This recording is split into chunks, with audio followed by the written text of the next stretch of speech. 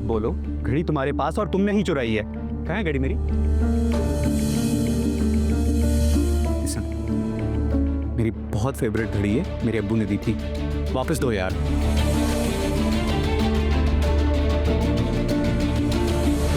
ओ please, ये ड्रामेबाजी मेरे सामने मत करो। मुझे मेरी घड़ी दो यार।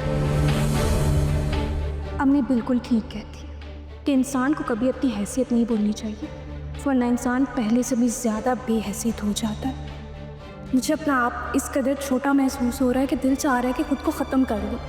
ज़ुबैर ने क्या सोचकर मुझ पर अपनी घड़ी चोरी का इल्ज़ाम लगाया? क्या वो रमशा पर कभी ये इल्ज़ाम लगा सकता था? क्या वो रमशा पर इस बात का शक भी कर सकता था? उसने मुझ पर कितनी आसानी से ये इल्ज़ाम लगा दिया। क्योंकि हम गरीब हैं, हमारी कोई हैसियत नहीं। लेकिन अब मैंने भी हिसाब बराबर कर दी। मैं पैसे उसके मुंह पर मारा और साथ ही मैंने उसकी तरफ से अपना दिल पत्थर कर दिया। ज़ुबैर की मेरी ज़िंदगी में कोई अहमियत नहीं है।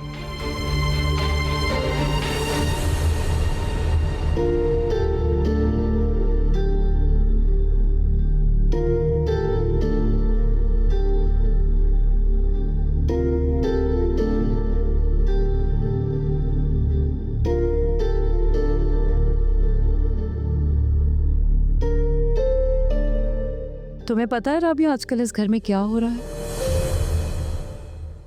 क्या हो रहा है भाभी?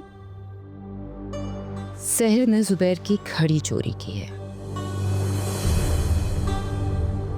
घर की तो खैर होती है, पर अब तो उसे किसी आए गए मेहमान का भी लिहाज नहीं रहा। मुझे तो इतनी शर्मिंदगी हो रही है कि मैं बता नहीं सकती। ऐसा नहीं हो सकता, मेरी सहर ऐसी नहीं है। ऐसा हो चुका है राबिया, सहर ने ये हरकत की है।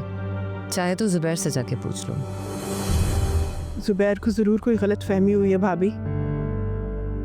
जुबैर को गलत फहमी हो सकती है, तो क्या मुझे भी गलत फहमी हुई है? कभी रमशा के मेकअप, कभी उसके कपड़े, कभी उसकी ज्वेलरी आए दिन चोरी होती रहती, और मेरे पैसे चोरी होने का तो कोई हिसाब ही नहीं। खैर, मैंने तो कभी तुमसे बात ही नहीं की, और फ्रिज से चीजें निकाल कर खा लेना तो उसके लिए कोई बड़ी बात नहीं है। वो तो उसने नादानी में सब कर दिया, लेकिन सहर क्यों चुराएगी जुबैर की घड़ी? ये तो तुम उसी से पूछना कि वो ये सब क्यों करती है। मैं जो तुमसे कहना चाह रही हूँ वो ये कि सहर को बोल देना कि वो अपने ही पोर्शन में रहकर हमारे घर या जुबैर के कमरे की तरफ जाने की उसे कोई ज़रूरत नहीं है। जी भाभी, मैं उसको समझा दूंगी। इतनी बदतमीजी की है ना उसने जुबैर के साथ। पहले उसकी घड़ी चोरी की है, फिर उसके मुंह पर जाकर पैसे मार दिए। वैसे एक बात तो बता, उसके पास इतने पैसे आए कहाँ से? वो भाभी कमेटी के पैसे हैं। चलो, अल्लाह करे जो तुम कह रही हो वही सच हो, वरना मुझे तो लगता है कि ये पैसे भी उसने चोरी ही किए हैं।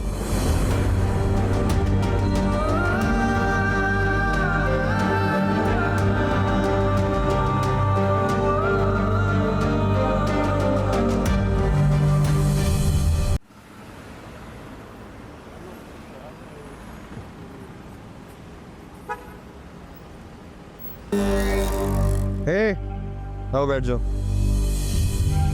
नहीं, अरे क्या बातें कर रही हो? बैठो ना, आ जाओ आ जाओ जाओ।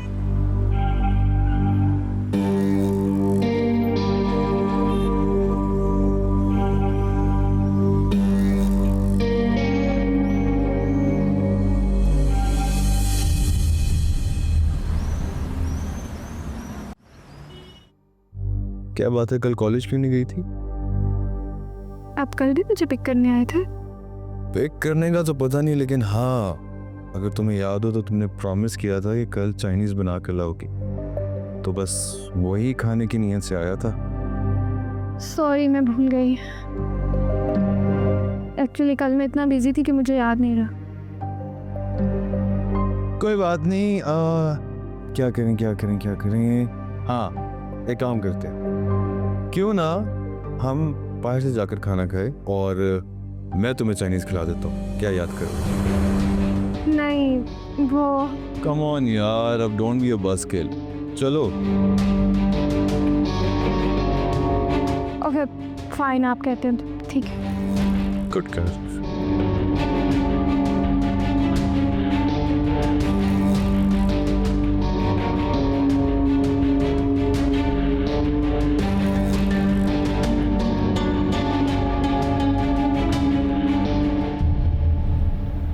मैं अंदर सारा लॉक कर कर जा रही हूँ। घर का ध्यान रखा करो। और ये पौधे जो हैं इनको पानी दिया था तुमने? ये चलो ठीक है, जाओ। अंबर तैयार हो गई? जी मैं तैयार हूँ। अच्छा, तुमने अपना बैग तैयार कर लिया? जी मैंने पैकिंग कर ली है। उसमें अपने तमाम नए जोड़े, नए जूते रखना, ताकि तुम्हारी अम्मी को भी पता चले कि मैंने तुम्हें कितना खुशहाल रखा हुआ है। जी मैंने सब कुछ नया ही रखा है, मैं बस अपना बैग पैक कर कर ला रही हूँ। अस्सलाम वालेकुम मम्मी। वालेकुम सलाम। आप लोग बड़ा तैयार खड़े हैं, कहीं जा रहे हैं क्या? हाँ, मैं अंबर को उसकी अम्मी के हाथ छोड़ने जा रही। उसका भी जी चाह रहा था अपनी माँ से मिलने को। लेकिन अम्मी वो हसन की गाड़ी तो बाहर नहीं है, आप कैसे जाएंगी? कोई नहीं, हम किसी रिक्शे टैक्सी में चले जाएंगे। आप तो ख्वार होंगी, मैं छोड़ देता हूँ। तुम तकल्लुफ क्यों कर रहे हो बेटा? अरे अम्मी, इसमें तकल्लुफ की कौन सी बात है? मेरी गाड़ी और अंबर की गाड़ी कोई फर्क थोड़ी है। ठीक है अंबर, तुम जावेद के साथ चली जाओ। लेकिन अम्मी आपको भी तो साथ जाना था ना, आपने सबसे मिलना है। वो मैं उनसे बाद में मिल लूंगी, कोई बात नहीं। जाओ तुम। अंबर, अगर तुम्हारा कुछ सामान है तो बताओ, मैं उठा लेता हूँ। वो अंदर लाउंज में रखा है। अम्मी आप चलती हैं तो सबको बहुत अच्छा लगता ना, आप प्लीज साथ चलें ना। अंबर, जिद नहीं करते, वो तुम्हारे बड़े भाइयों की तरह है। जाओ आराम से उसके साथ। सब अंबर, आओ। जाओ बेटा, जाओ। आओ ना अंबर, आओ।